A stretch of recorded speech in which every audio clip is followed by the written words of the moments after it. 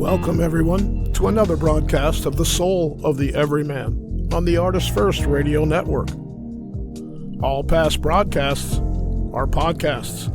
Pick them up at ArtistFirst.com. We welcome your questions and comments. Please use DJ at ArtistFirst.com. And now here they are, the way cool people, Michael and Margaret Lyons. Huh? You know, it's been a while since we were called the way cool people. I see. We eschewed that phrase. But yes, we are here, and I am Michael Lyons. Mm-hmm. And I'm Margaret. And I'm tired. Oh. I know that you're not supposed to. You're not supposed to. You're supposed to be upbeat and high energy and all that stuff. But I'm just going to be dead honest with you people. I'm tired. He's going to be very honest. Are you ready? Honesty. Mm-hmm. No, I'm not going to sing. So tonight on The Soul of Everyman, we're going to talk about the soul of the Everyman. Actually, yes. And we're going to talk about every man's soul. Mm-hmm. And I'm trying to think of another play on words I can use, but nothing's coming to mind.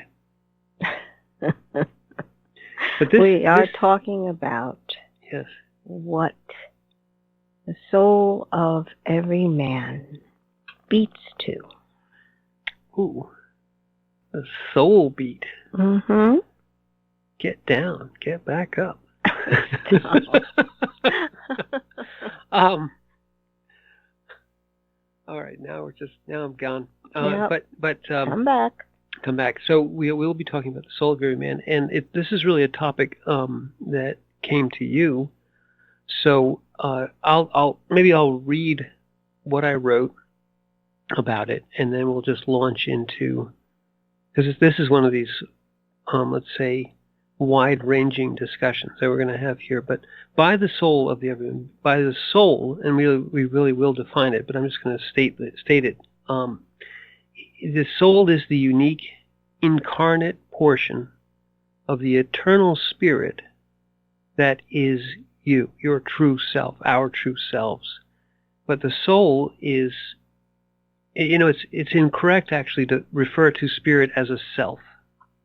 You can refer to the soul as a unique, incarnate portion of that eternal spirit. But the being that is you is arguably all three things. And that being, that soul, that unique incarnate portion of you, which is here, is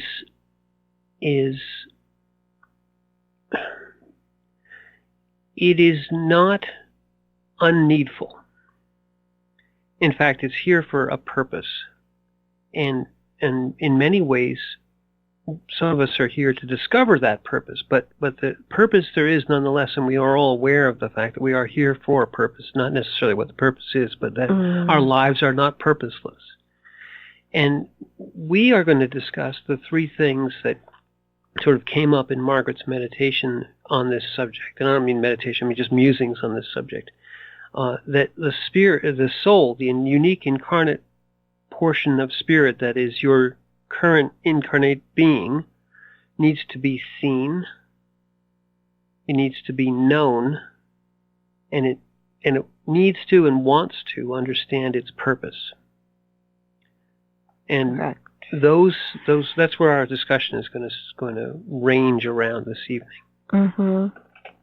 So maybe we'll start off by defining the soul a little bit better, because I just kind of launched into it, or where you start wherever you want to start.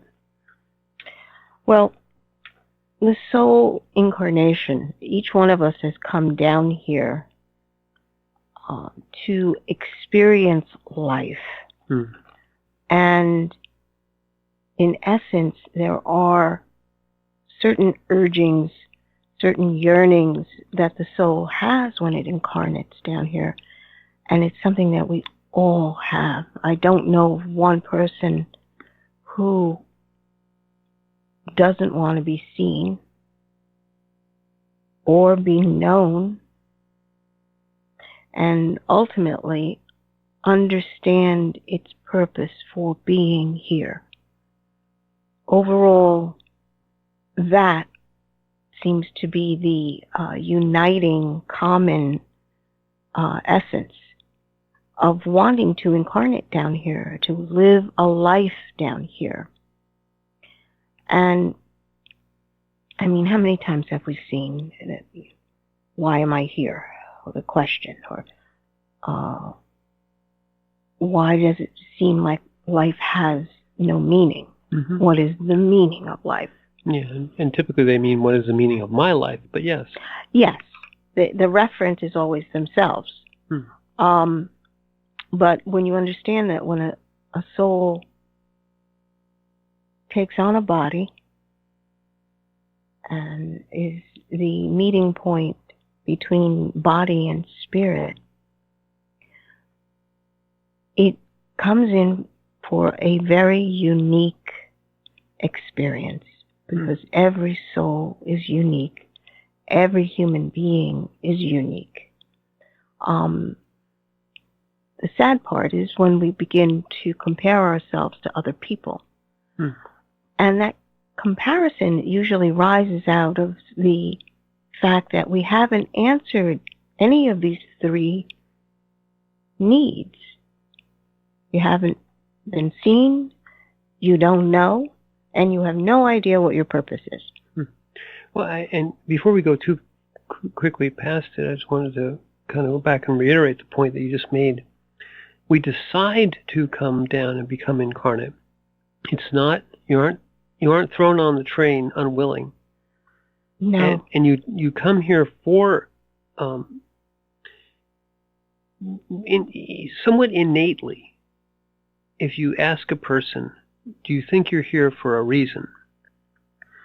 Without, a priori, without any proof, without any particular,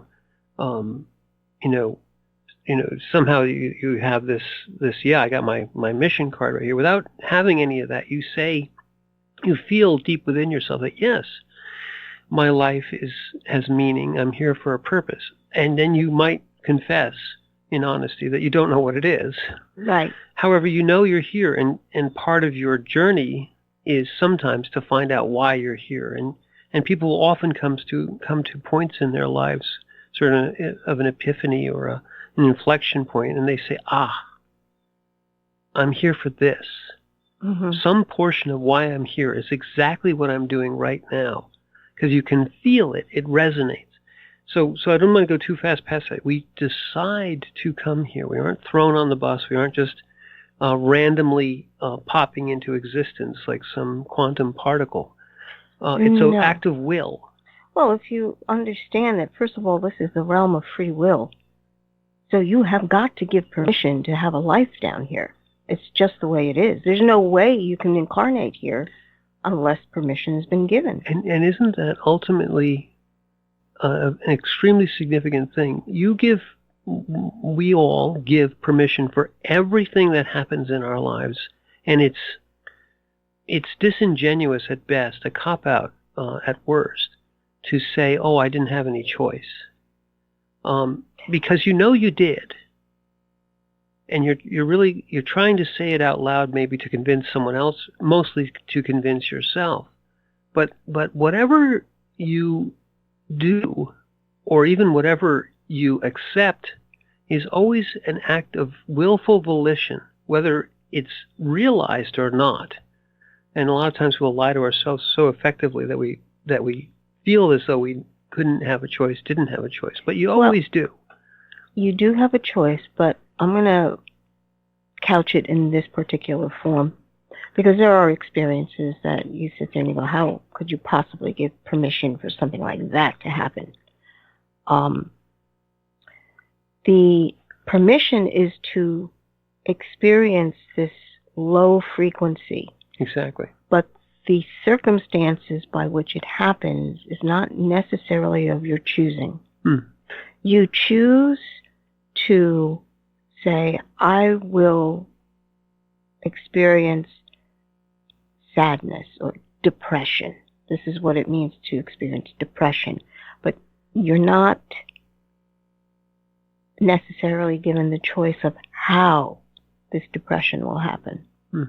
Well, and I think you're exactly right And because the other way, if you were choosing your circumstances, you are then putting yourself in the position of running the universe, you know, and you're not. What you're choosing is to incarnate with the purpose to learn something. And let's be a little vague at that point, because you don't know necessarily what you're here to learn, and in fact, sometimes it's better that you don't know. Right. Well, you're to experience something. Right. To experience what it means to feel depressed or anger or outraged, or, you know, these, and truthfully, most people look at that and say, well, why would I even elect to go down here and feel these emotions? But you, as an eternal being, do not experience this low level of negativity in that higher incarnation. So this existence is ephemeral, very short, and it's for a reason. Well, yeah, and I would just be a little precise and say it's not a higher incarnation. It's the existence of a spirit form of you. And you know, one of the people we were listening to a day or two ago, whatever, was saying, and this is along the lines of soul families, is another way of thinking about this, is that oftentimes you're coming here with the purpose of helping at some other, or some group of others, or some class of others, some soul group, to help them understand. Okay, and let's give it a concrete example. We've all found through our lives, if we have any type of perception or any type of wide experience in this particular incarnation, we found people who are old souls, or we've seen them. People who have only been incarnate for perhaps a very brief period of time, sometimes only a few years. They're young, and yet they seem to have, physically young, but they seem to have a deep understanding, a wide breadth of somehow experience of the human condition, a deep wisdom, an ability to synthesize and to have great insight. Okay, we call these old souls. Why? Because these folks are here of their own volition, as we all are, but they're here for the purpose of example, of teaching, of helping, of sometimes guiding through their own suffering, the experiences of others. And you can see these old souls come into situations, and we can think of many great beings that have become famous through their particular experiences. Gandhi, Mother Teresa, go through all the saints, anybody you want to pick.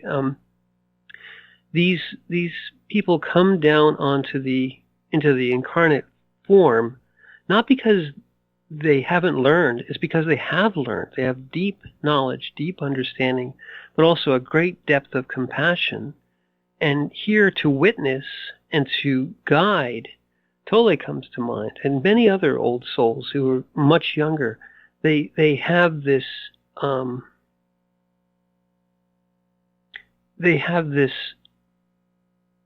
attractiveness.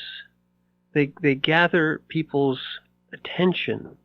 They witness through their own life experiences the things that they have already brought back to spirit, but are bringing into the incarnate again. So it's not all just, I got to figure out, sadness. Sometimes it's, I've figured all those things out, and yet I still come back here. Why? Because the broader spirit needs these experiences to be brought into the incarnate, right? So you're here for others too, not just here for you. Right. And another viewpoint would be looking at it in terms of raising the consciousness of humanity down here, or the world or earth itself, where each one of us contributes something. The frequency of all. What's that?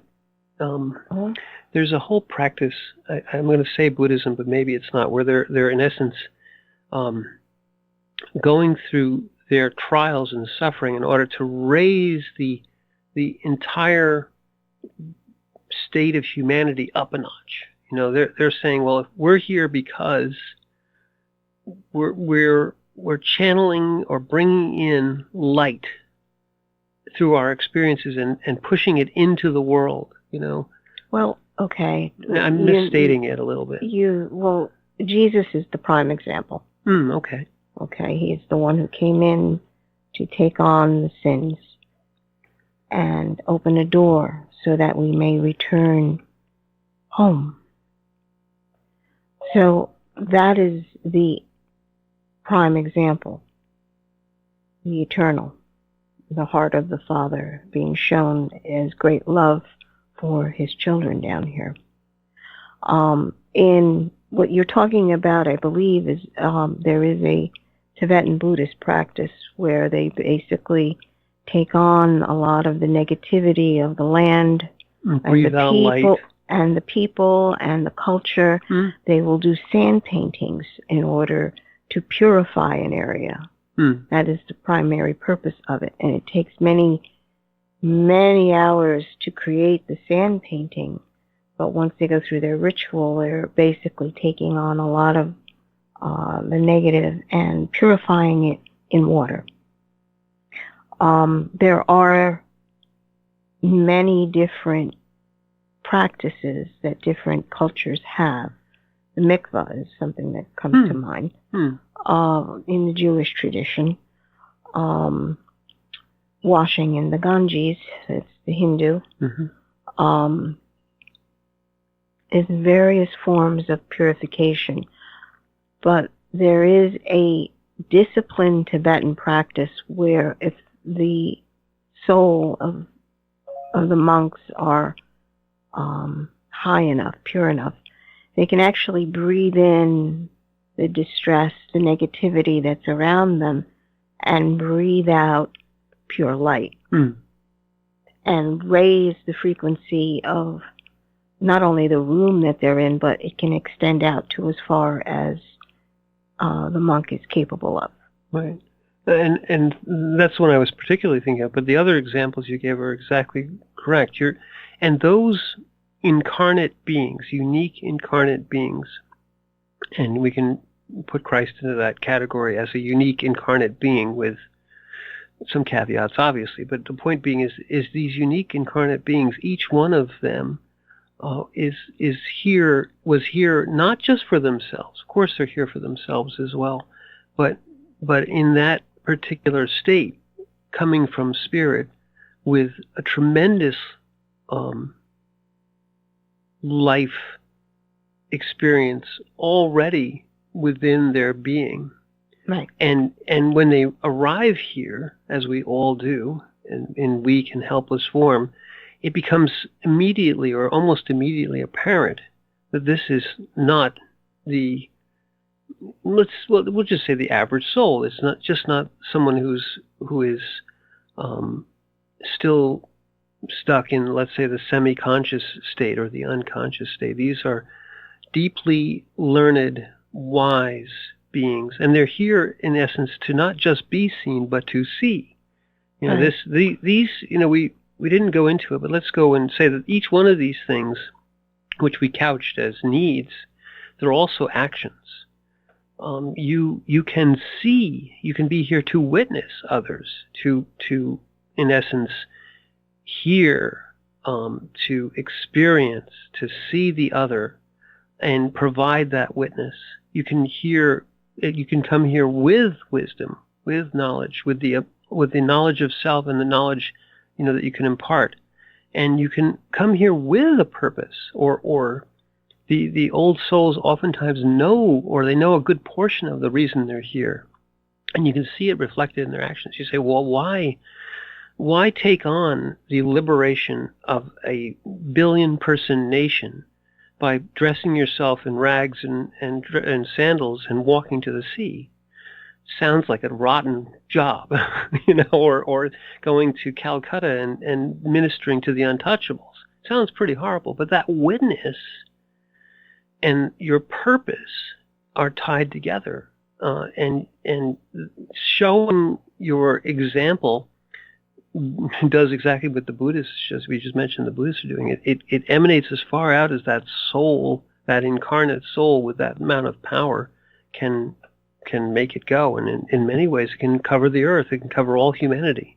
Well, that level is very rare. Rare. Exceedingly rare. Very, very, very few, even high monks can attain that. But that's a digression. The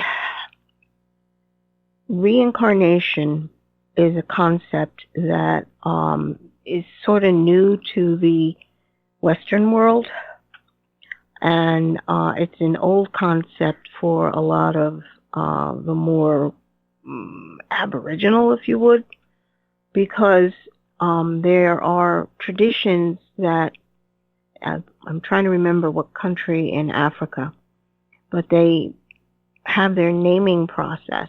And it reminds me very much of the way that the Tibetans also do the naming process, where your first name is the circumstances of your birth. Just like the American Indians, they say that, the girl's name is Silver Feather. Why? Because there was a silver feather that fell when she was born. For the African tradition, and I wish I could remember the tribe that this was, but the first name is the conditions of what was going on outside, whether they were harvesting a crop or planting or rainy season or something. That's your first name. But you have three names, and your middle name is, if you want to call it, your power name. Because what they do is they actually have a shaman come in, one of the elders, and they're trying to see which ancestor is reincarnating in this baby body. And they have a certain way of recognizing it, and they say, okay, they identified you with one of the past ancestors, that's your middle name. And I think the last name happens to be whatever family you're in. Your current family, if you will. Right. So it's fascinating because it is,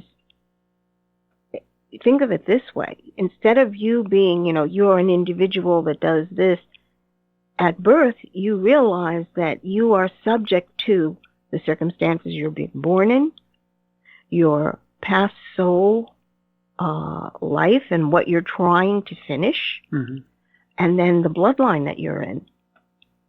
Completely different way of looking at your identity. Yeah. And although all of these things are aspects of truth, that it resonates with folks when you say to them, we talk about an old soul in any tradition. You can say, yeah, I know people like that, people whose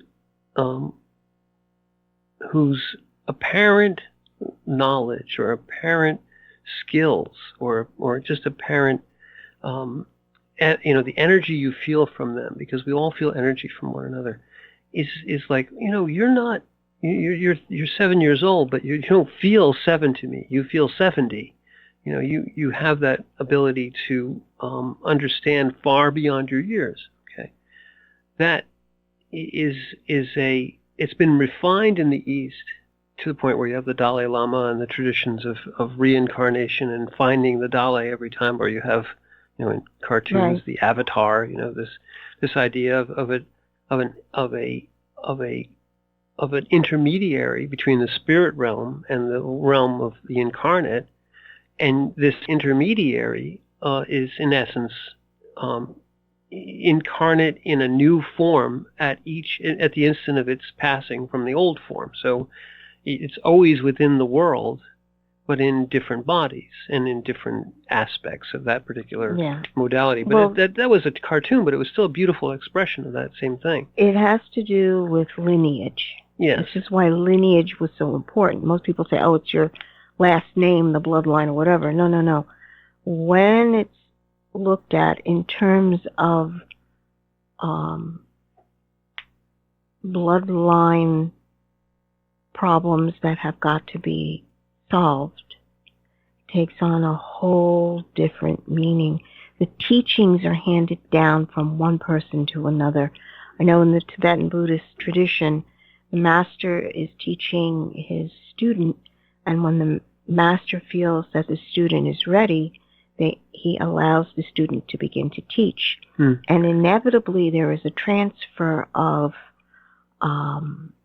soul energy, so that when the student is beginning to teach, some of the older monks will be in tears because it's true. It's been a true passage from one to the other. The teaching technique is the exact same as what his teacher taught him. And that tradition, that teacher was taught by his teacher and then the teacher before.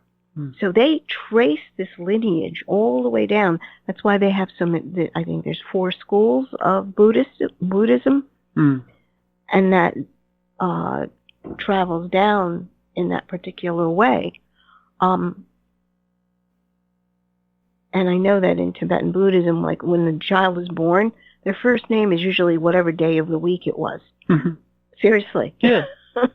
Tuesday. Seriously. Tuesday afternoon, pretty much. Well, why are there so many Lobsangs? It's like you were all born on Wednesday. It was, And then in American Indian, I wish I could remember the tribe, but what they do is they actually mark the body when the person dies, so that when the babies grow up and they wind up having a birthmark in a certain area, it's like, that's who's back here. Right. Exactly. And even in the remember in the Bible when Jesus was talking to his apostles and he asked, "Who do people say I am?" Right. Right. And they were saying, "Oh, well, some say Moses, some say Elijah, some correct, say yes. Correct." And that's the same thing. Yes. Because in the Jewish tradition, they believe that you are passing down that type of teaching style, for lack of a better way to describe it. Right. Bringing the saints back. We have to go back to the studio in just a moment, but I want, when we come back on the other side, let's try to remember that I want you to go into a little bit of bloodlines, because bloodlines is very important here, and I think that's something we should go into. But for now, we're going to take a Soul of the Everyman break and go back to the studio, listen to a few commercials, and on the other side, we'll be seen and known.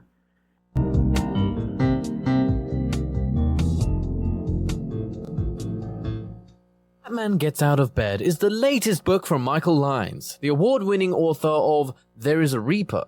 Featuring 13 original stories, this wide-ranging collection has everything. Forbidden love, gods versus demigods, weird invading aliens, sexy seductive artificial intelligence, and unusual passion between the living and the dead. All set amidst fantastic worlds of pain and loss and boundless joy. From the sublime to the macabre to the bittersweet, The Fat Man Gets Out of Bed will leave you breathless with laughter, brimming with tears, trembling with suspense. Available now on Amazon.com, Google Play, iTunes, Kobo, and fine e-tailers everywhere. Moonstones and murder. Real murderers need a heart of stone. Meet Maggie and Mike Heartstone, parents of twin boys, entrepreneurs, and now empty nesters. Mike is retired, not by choice, from his position as chief of police in the picturesque resort town of Hamilton. And now his wife Maggie and her shop, the Cozy Crystal, are their only source of income. When a mysterious killing interrupts Hamilton's famous Springfield Park rock show, the townsfolk, the Cozy Crystal, and their lives are rocked to the core. Can Mike and Maggie figure out who is behind the murderous deeds before the town comes crashing down around them? A touch of romance, a little mayhem, and a whole lot of suspense, along with plenty of comedy and thrills galore. Get your crystal magnifying glass out. It's time for some moonstones and murder. Available on Amazon, Apple, Kobo, and other fine e-tailers in ebook and paperback. Out soon on Audible. Get your copy today. Rick Riordan fans, love mythology with plenty of action and humor? Destroyer's Blood is for you. The new fantasy novel by award-winning author Michael Lynes is book 1 of the adventures of Dev Kalian, the Blood series. Follow Dev and his magic sword Betrayer as they are suddenly attacked and forced to return to Olympus to fight in a war they want no part in. The world of men and gods is about to be destroyed by Zeus's ancient foe, and only Dev and Trey can stop him. The conflict never stops, and the amazing twist will have you on the edge of your seat. Act now while the ebook is on sale for only 99 cents. Destroyer's Blood is available on Amazon.com, Barnes & Noble, iTunes, Kobo, and fine e-tailers everywhere. And while you're there, get the free prequel, It's in the Blood, available for a limited time.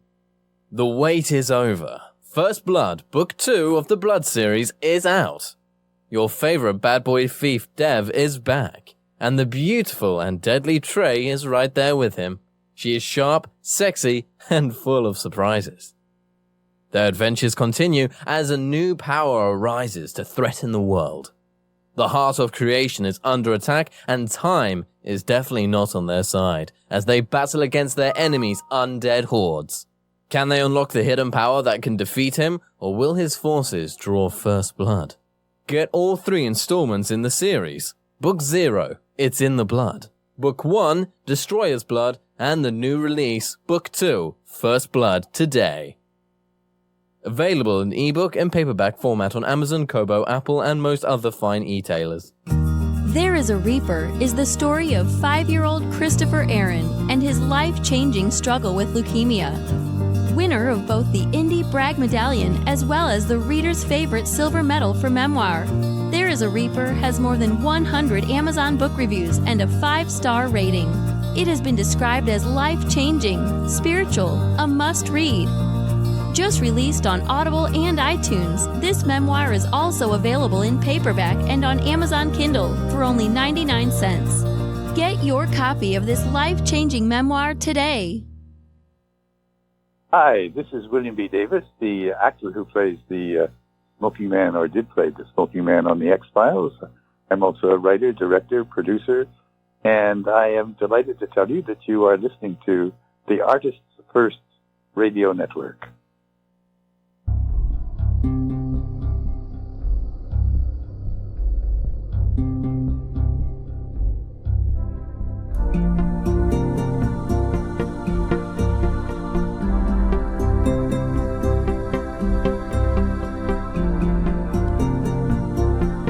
Thanks for joining us on The Soul of the Everyman on the ArtistFirst Radio Network. Back to your hosts, Michael and Margaret Lynes. Thank you very much, Z-Man. We are back, and tonight we are talking about the soul of the Everyman in one regard, but a little bit, at the end of the last hour, I mentioned we want to talk a little bit about bloodlines. But before we jump into bloodlines, because some of the reason that we're here is to take care of bloodline issues. I wanted to read Tolle's quote. Would you like to read Tolle's quote? Because Sure. This is a good one. And, Tolle's he's right on point. Okay. Your primary purpose is to be here fully and to be total in whatever you do, so that the preciousness of the present moment does not become reduced to a means to an end. And there you have your life purpose. That's the very foundation of your life. Tolle. To honor that present moment. And each one of us, no matter whom we are, no matter how close we are to the full enlightenment of spirit, if we come here, this is our primary purpose, to be here fully, to be in the moment of now, to in essence fulfill the purpose, which is whatever you're doing right now is what you're supposed to be doing if you're doing it in full consciousness and in the now. So people often say, what is the meaning of my life? And it's, in some regards, it's so simple that you overlook it, that the ego overlooks it. So it can't be just that. Just to be here? How silly. I have to go be an accountant or something. Important. That's the ego. But the true being, the reason that you incarnate here, the only purpose, and by the way, by simplifying the purpose to being in the now means it's infinitely complex. But to be fully in the moment of now means that whatever is in your moment, your individual soul incarnate moment, which takes into account the rest of the universe around you and all the beings that are within your awareness, but in that moment, it's still yours. You get to decide. You get to accept. You get to choose what you will do next and what you will do with the present moment in full consciousness. And it can be anything. And then you can be walking 1,000 miles to the sea and freeing a whole nation. But that's not. That's the moment of that now. But the point, the purpose is to do it fully, because you came here saying, "I will be here fully." And I will be here sometimes for bloodline, sometimes for a whole nation, sometimes just for one other individual who's going to suffer. And you'll be there to witness them. But you can't do it if you're not in the moment. I think the line that speaks here is that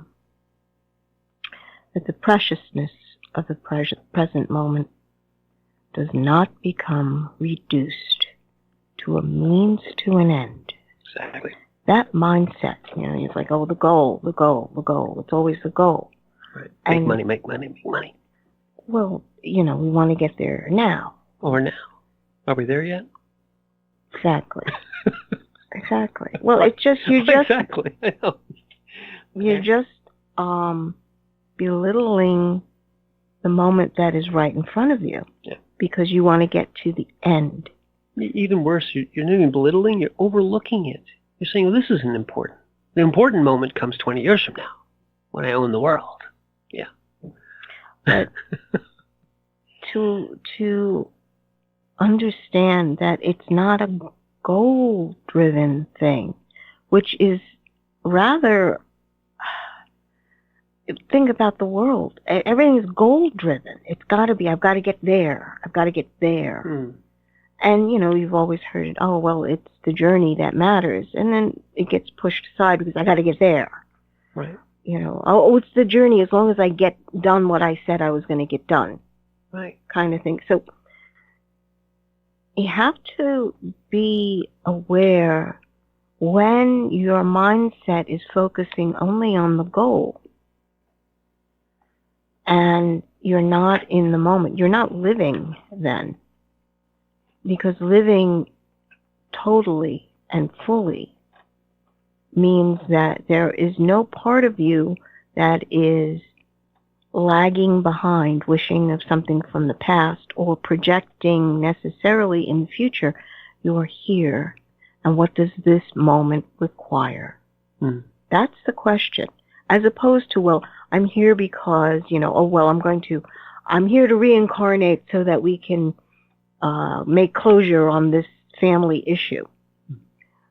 Sounds like a good idea. How do you do it? Yeah. How do you do it? And the only way you do it is if you are completely present, totally, all of you, and you see what need be right now. And it's totally the other way around. When you're in the moment and seeing what need be right now, you are very likely, not very likely, you're fulfilling your purpose, and you may, in fact, be expunging a terrible bloodline issue.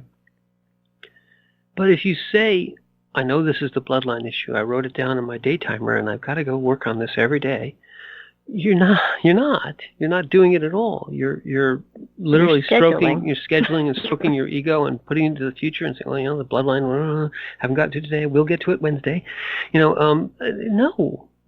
In the moment of now, you again, there's another thing that I'd like to just bring up at this moment, and we've talked about it in the past and called the pollen path, and we've variously explained it. But in essence, the pollen path, or the path that you walk through life, if you sprinkle it with goals, I've got to get here, I've got to get there, you're almost guaranteed that you're not doing the moment of now and what needs be done. But the pollen path, if you put yourself in that acceptance, both accepting and being fully aware of this moment, of the preciousness of this moment, the promptings of your heart, because the heart sees in the timeless now, will guide you exactly along what needs be done now. The needs be heartful path is also the pollen path.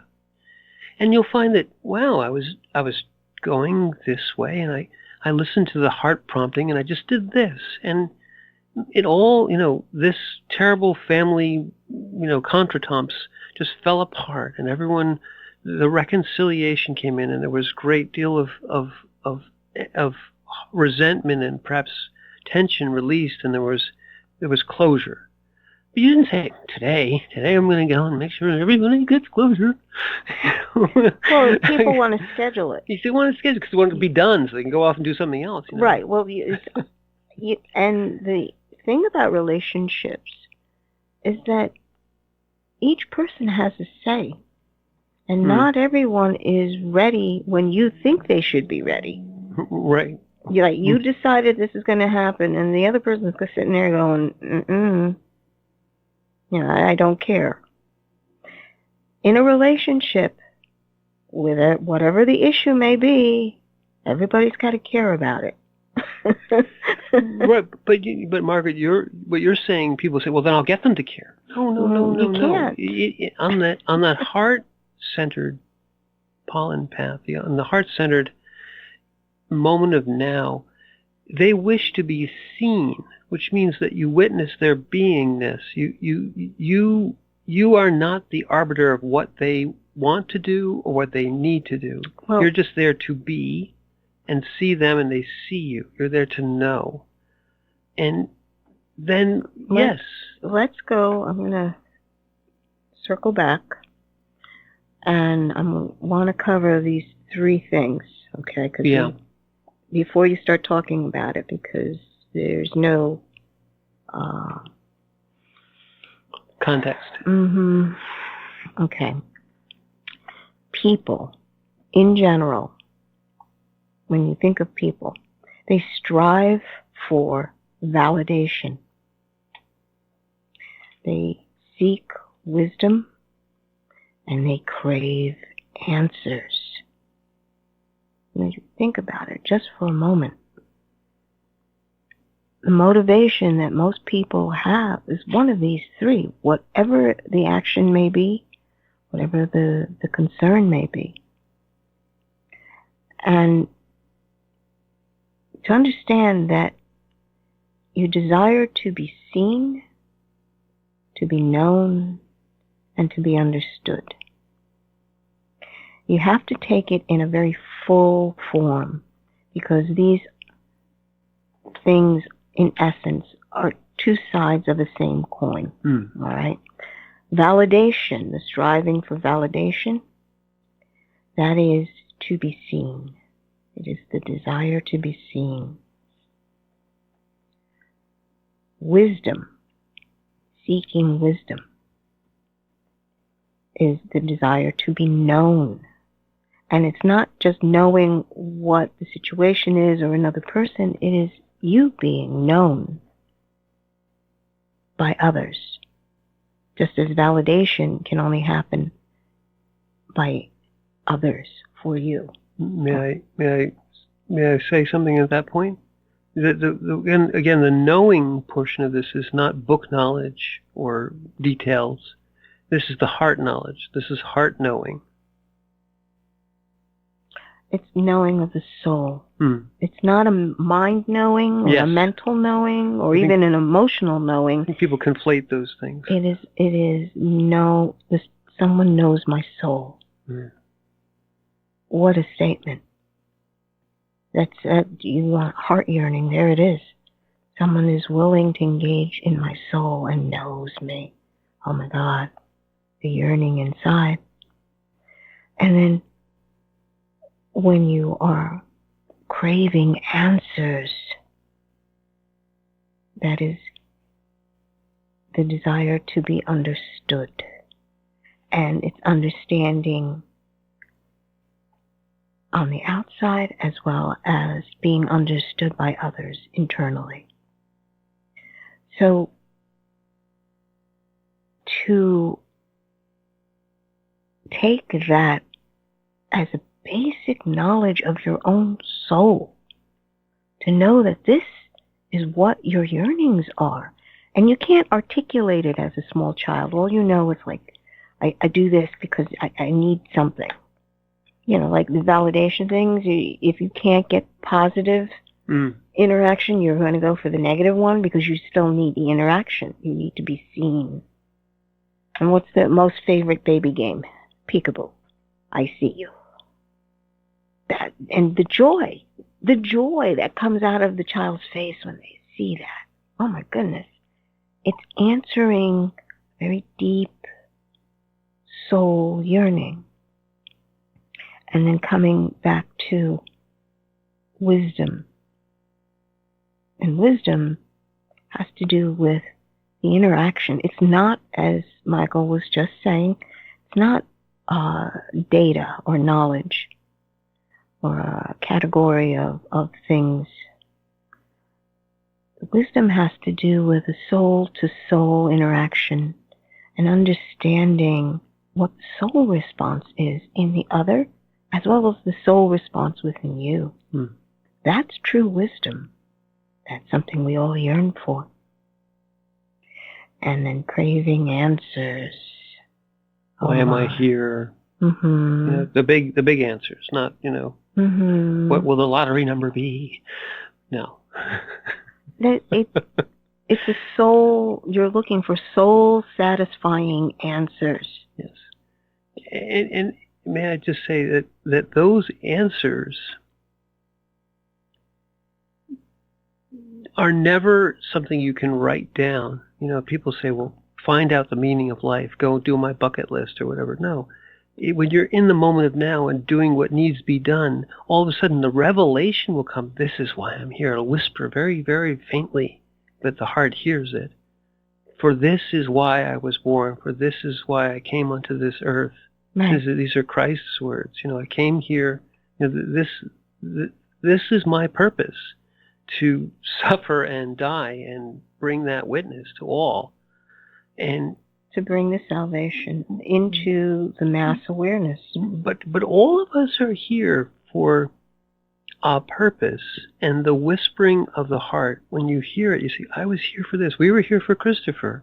Maybe not the only thing we were here for, but we were here for this. We agreed to that, in so many words, in its spirit form. We came here to do that. And we knew we were doing it because every moment of that experience, however, whatever was in the moment of that now, had to be. It had to be, and it still has to be. People, no, we're not unique. We're just as same as every other soul of every other man. But the whispering of the purpose comes to you in the heart, knowingness. I'm doing what I need to do in the moment now. Now, purpose. I'd like to just clarify again that the heart that we're speaking of is the heart that is aligned to the divine spirit. It's not just the human heart, which can be very fickle. Well, yes. But seriously, that's the one that the Bible talks about, that the human heart is so inherently selfish. Well, the problem is we're using words seen, known, purpose, heart, and they have so many connotations, and they're difficult to get down to. So in so many words, the heart that we're talking about is not the heart you see on Valentine's Day, or the fickle heart, the as Margaret just said. So yes, well, go ahead. But that heart is, once in connection with spirit, is capable of resonating heart true. Mm-hmm. Heart true. We've and that's talked about that many times. Well, this is the word I just want to bring up. This is all has to do with being heart true. Right. And that's very high frequency, because everything in you resonates to it. You have no doubt when you hear something that's true. And you will walk through the deepest valley of death, through fire and brimstone and horribleness, because of the heart trueness of it. Mm-hmm. Has to be. Mm-hmm. And every step on that path is still a pollen path step. Pollen path, what has to be, is not necessarily always pleasant. No. No.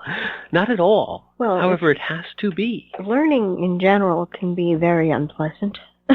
Well, but yes, of course. But when you're on your heart true purpose and doing what needs to be in that moment, there's a joy in it no matter what. Yes. No matter what. Yes. The thing about that form of path, saying to another, "For this I came into the world. This is my purpose." Right. Another hears that and says, no matter what you have to go through, that's wonderful, because you're doing exactly what needs to be done. And the timeline, the arc of your life, and the beginning and the end don't matter. It's the following of the purpose. So if your life is 2 years or 200, neither one matters, because you're not going for a goal.